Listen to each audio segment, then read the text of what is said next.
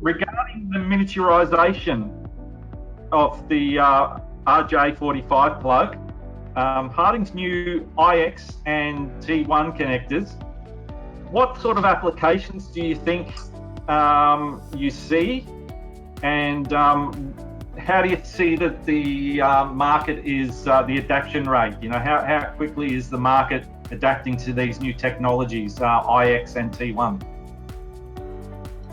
Okay, Ken, I got a question. Maybe I address the adoption rate first. Adaption rate first. I would say that because now we have a lot of so-called everybody are in a fast speed run toward Industrial 4.0 as well as IoT. IX and T1 because providing a good alternative to the traditional RJ45 for space saving. I would say that we have a good spike in that sense that customers are really buying in these two possibility.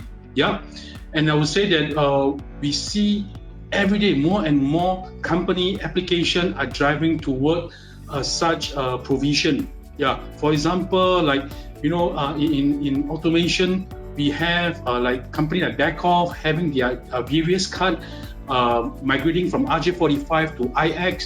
We have various vision camera supplier moving on to say SPE or IOs or even let's say Ethernet switches, so on and so forth.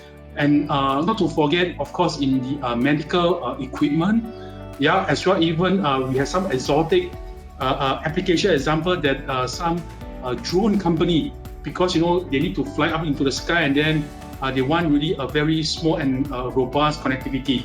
Yeah, and that's what IX and SPE is really putting so-called a lot of consideration into their design as a so-called first run through, so on and so forth.